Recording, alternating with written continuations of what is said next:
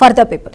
ఇక అందిన కాడికి దోచుకో అన్న చందంగా పుష్ప 2 టికెట్ల ధరలైతే ఆకాశాన్ని అంటున్నాయి. అయితే ఈ నేపథ్యంలో అడ్వాన్స్ బుకింగ్ సంబంధించి కూడా విస్తుపోయే విధంగా ఇక్కడ కలెక్షన్స్ రికార్డ్ అయితే సృష్టిస్తుంది. ఇప్పటికే 100 కోట్లు అడ్వాన్స్ బుకింగ్ ద్వారానే వచ్చింది అంటే ఏ స్థాయిలో హైప్ క్రియేట్ చేసి ఏ స్థాయిలో దోపిడీ చేస్తున్నారు అనేది చాలా స్పష్టంగా కనిపిస్తుంది. ఇక్కడ ఎంత మేర ఏ స్క్రీన్స్కి సంబంధించి ఎంత మేర పెంచారన్నది మనం ఒకసారి చూస్తే, అంటే ఈరోజు రాత్రి 9:30 నుంచి కూడా టికెట్ బెనిఫిట్ షోస్ అనేవి వేస్తారు. అవి టికెట్ ధరలో మనం చూసుకున్నట్లయితే ఒక్కొక్క టికెట్కి అదనంగా బెనిఫిట్ షోస్కి 800 రూపాయలు ఎక్స్ట్రా చెల్లించాల్సిందే. ఆ తర్వాత సింగిల్ స్క్రీన్ టికెట్ ధరలకి సుమారు సింగిల్ స్క్రీన్కి వేస్తే 1000 రూపాయలు ఎక్స్ట్రా పే చేయాల్సిందే. మల్టీప్లెక్స్లో 1200 ఎక్స్ట్రా. ఇక అర్ధరాత్రి 1 గంట నుంచి తెల్లవారుజామున 4 గంటల వరకు ఈ బెనిఫిట్ షోస్ వేస్తున్నారు. అసలు ఈ బెనిఫిట్ షోస్ ఎందుకు వేస్తున్నారు అంటే ముందుగానే వేసేసి డబ్బులు ఎక్స్ట్రా తీసుకుంటే ఏం ఉపయోగం? ఈ డబ్బు అంతా కూడా ఎక్కడికి వెళ్తుంది? కోర్టు స్పష్టంగా ప్రశ్నించింది. ఈ బెనిఫిట్ షోస్ డబ్బులు ఎక్కడికి వెళ్తున్నాయి? సీఎం రిలీఫ్ ఫండ్కి వెళ్తున్నాయా, చారిటీస్కి వెళ్తున్నాయా, లేకపోతే మీ సొంతంగా వెళ్తున్నాయా? దీనికి సంబంధించి ఇప్పటివరకు, ఎందుకంటే కోర్టులో కేసు పెండింగ్లో ఉంది కాబట్టి 17వ తేదీకి వాయిదా వేశారు కాబట్టి ఇప్పుడు బెనిఫిట్ షోస్కి వచ్చిన అమౌంట్ అంతా కూడా ఒక సపరేట్ అకౌంట్, అంటే సపరేట్ అకౌంట్లో ఉంచండి అంటూ కూడా ఆదేశాలు ఇచ్చింది. మరి దీనికి సంబంధించి జగదీష్ గారు ఉన్నారు, అడ్వకేట్, మాట్లాడదాం. నమస్కారం జగదీష్ గారు. నమస్కారం జగదీష్ గారు. అందని కాడికి దోచుకో, చెప్పండి. ఎంత వస్తే అంత, ఇక వారం రోజుల్లో కావచ్చు, 10 రోజుల్లో కావచ్చు, అభిమానాన్ని క్యాష్ చేసుకుంటాం. ఎవరు ఏమైపోయినా పర్వాలేదు, చూసినా చూడకపోయినా పర్వాలేదు, బట్ కొంతమంది చూసినా కానీ ఆ డబ్బులంతా కూడా ఒక వారంలోనే మనం లాగేయాలి, ఒక 10 రోజుల్లోనే మనం ఖర్చు పెట్టినంతా వెనక్కి రావాలి. ఈ ధోరణి ఎంతవరకు సమంజసం అంటారు? మేడం ముందుగా మీకు అలాగే ప్యానెల్ లో ఉన్న పెద్దలకి బీఆర్కే ప్రేక్షకులందరికీ నమస్కారం మేడం. నమస్కారం అండి. మేడం, కళాకారులు సున్నిత మనస్కులు. ఈ కళాకారుల్ని గతంలో కొంగర జగ్గయ్య దగ్గర నుంచి ఇప్పుడు పవన్ కళ్యాణ్ వరకు కూడా రాజకీయాల్లో ఉన్నారు. అప్పుడు కొంగర జగ్గయ్య మొదటిసారిగా అప్పుడు మన ఏపీ నుంచి తీసుకుంటే ఆయన అప్పట్లో ఎంపీ అయ్యారు.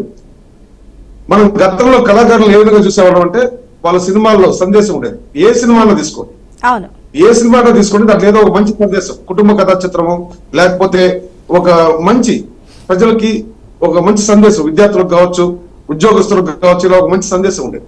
అయితే కాలక్రమంలో కేవలం వ్యాపారం మాత్రమే అయిపోయిన ఈ పరిశ్రమ తప్పుపట్టలేవు. అంటే మనం చూస్తున్నాం కాబట్టి వాళ్ళు తీస్తున్నారు, మనం కొంటున్నాం కాబట్టి వాళ్ళు రేట్లు పెంచుతున్నారు. సినిమా రంగానికి రాజకీయ రంగానికి విడదీయరాని అవినాభావ సంబంధం. దానికి కారణం ఎంతో మంది రాజకీయ నాయకులు, సినిమా ప్రముఖులు రాజకీయ నాయకులు అయ్యారు, ఈ రాష్ట్రాన్ని ఈ దేశాన్ని ఏలారు, కేంద్ర ప్రభుత్వంలో మంత్రులుగా ఉన్నారు, రాష్ట్ర ముఖ్యమంత్రులుగా ఉన్నారు, ఇప్పుడు కూడా డిప్యూటీ సీఎం గారు కూడా సినీ రంగం నుంచి వచ్చిన వాళ్ళు. అయితే గతంలో సినీ నటులకి బాధ్యత ఏ విధంగా ఉండేదంటే,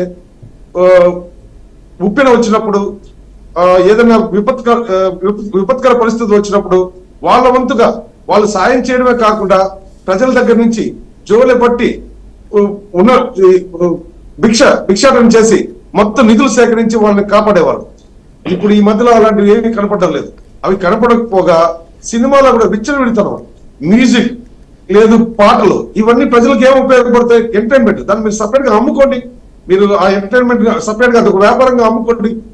ఒక షాప్ పెట్టి, షాప్ లో మా దగ్గర ఒక సినిమా ఉంది, దీన్ని మేము అమ్ముకుంటామని, లేకపోతే ఆ విధంగా అమ్ముకోండి. ఈ విధంగా ప్రభుత్వం రాయితీలు కల్పించాల్సిన స్థాయి గొప్ప పనులు మీరు ఏం చేశారు? ఆ సినిమా వల్ల ప్రజలకు ఏం ఉపయోగం ఏంటి? అదంతా ఏం లేదు. అసలు ఓ సినిమాని ప్రదర్శించే ముందు ఒక పబ్లిక్ ఉపయోగపడే విధంగా కొన్ని నీతి వాక్యాలు, ఒక ట్రైలర్ కూడా వేసేవారు. అంటే ఇవన్నీ కూడా ప్రజలకు మేలు జరగాలని. కీర్తి చేసిన దర్శకరత్న దాసనారాయణ గారు ఒక మాట అన్నారు, మాకెందుకండి రాయితీలు, మేము బాగా సంపాదిస్తున్నాం, మాకెందుకు రాయితీలు, ఆ సొమ్ముతో ఇల్లు లేని వాటికి ఇల్లు, ఉపాధి లేని వాళ్ళకి ఉపాధి కల్పించండి అని చెప్పి ఆయన ఒక ప్రసంగంలో అన్నారు. ఇలాంటి గొప్ప వాళ్ళు ఉన్న ఈ తరుణంలో ప్రభుత్వాలు వాళ్ళు కోట్లు ఖర్చు పెట్టి అబ్డామినల్ లగ్జరీలకి వాళ్ళు పెట్టే ఖర్చులు కాకుండా వాళ్ళ ఆదాయాలు పెంచుకొని అండి దీన్ని ఖచ్చితంగా ప్రివెన్షన్ చేయాల్సిన అవసరం ఈ తరుణంలో ఉంది. ఈ రోజు రాష్ట్ర ప్రభుత్వాన్ని కూడా పార్టీగా చేసిన హైకోర్టు నోటీసులు ఇచ్చింది అంటే దీని తీవ్రతని జ్యుడిషియల్ న్యాయస్థానాలు గుర్తించాయని అనుకుంటున్నాను. ప్రజలు కూడా అవేర్నెస్ అవ్వాల్సిన అవసరం ఉంది. గతంలో ఓ సినిమా రిలీజ్ అయితే ఎప్పుడో కాలక్షేపం అంటే పొద్దస్తమానం కష్టపడి ఒక గంట సినిమాలో కూర్చొని వచ్చేవాడు. అది కూడా అతి తక్కువ ధరలతో.